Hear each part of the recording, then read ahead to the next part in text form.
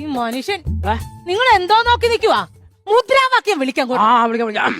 വിള നശിപ്പിക്കുന്ന കാട്ടുപന്നിയെ വെടിവെച്ച് കൊല്ലുക. വിള നശിപ്പിക്കുന്ന കാട്ടുപന്നിയെ വെടിവെച്ച് കൊല്ലുക. നരഭോജി കടുവയെ കൂട്ടിലടയ്ക്കുക. നരഭോജി കടുവയെ കൂട്ടിലടയ്ക്കുക. വിള നശിപ്പിക്കുന്ന കാട്ടുപന്നിയെ വെടിവെച്ച് കൊല്ലുക. വിള നശിപ്പിക്കുന്ന കാട്ടുപന്നിയെ വെടിവെച്ച് കൊല്ലുക. ഉച്ചക്കുള്ള ചോറും കറിയും റെഡിയാക്കി വെക്കുക. ഉച്ചക്കുള്ള ചോറും കറിയാ? ഇതൊക്കെ സർക്കാർ തരുവോ? അത് ഞാൻ സർക്കാരിനോട് പറഞ്ഞല്ല, പിന്നെ നിന്നോട് പറഞ്ഞതാ. ഇത് കഴിയുമ്പോ നമുക്ക് വല്ലതും തിന്നണ്ടേ? അതിനാ കാട്ടുപന്നി ഇട്ടിട്ട് പോയ 2 കിഴങ്ങെടുത്ത് ഞാൻ പുഴുങ്ങി വെച്ചിട്ടുണ്ട്. അയ്യോ, നന്ദിയുള്ള പന്നിയേട്ടാ, കുറ്റം പറയരുത്. കടുവയും പുലിയും നാട് കടത്തുക. പുലിയും കടുവയും നമ്മുടെ മക്കൾ. അവർക്ക് കൊല്ലാൻ ഇരിക്കുന്നു. എന്നാ പിന്നെ അതുങ്ങളെല്ലാം കൂടെ നിന്റെ വീട്ടിൽ കൊണ്ടുവന്ന് വെച്ചിട്ട് അങ്ങ് വളർത്ത്. വന്യജീവികളെ പേടിപ്പിക്കാതിരിക്കുക. ഇവരെന്തോന്ന് പറയുന്നത്? ഈ മൃഗങ്ങളൊക്കെ നമ്മളല്ലേ പേടിപ്പിക്കുന്നത്? ഞാനൊരു തികഞ്ഞ മൃഗസ്നേഹിയാണ്. അത് മാത്രമല്ല, എന്റെ ഒരു അഭിപ്രായത്തില് ഒരു ജീവജാലങ്ങളെ നമ്മൾ ഉപദ്രവിക്കാൻ പാടില്ല.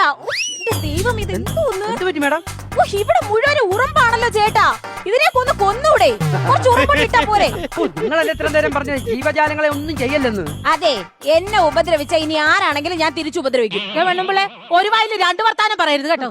നിങ്ങൾ ഇവരുടെ ഡാൻസ് കണ്ടോണ്ടിരിക്കാതെ ആ ഫ്ലെക്സ് വലിച്ചു കീറിയിട്ട് പല പണിക്ക് പോകാൻ നോക്ക്. MLA ഒന്നും വരാൻ പോകുന്നില്ല. നല്ലത്.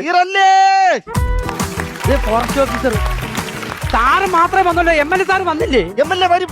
MLA കുറച്ച് ലേറ്റ് ആവുമെന്ന് വിളിച്ച് പറഞ്ഞായിരുന്നു. അതാണ് സാറേ MLA. അദ്ദേഹത്തിന്റെ പേര് തന്നെ അദ്ദേഹത്തിന്റെ സ്വഭാവം എഴുതി വെച്ചിട്ടുണ്ട്. മീറ്റിംഗിൽ ലേറ്റ് ആയി വരുന്ന ആൾ MLA. മനസ്സിലായോ?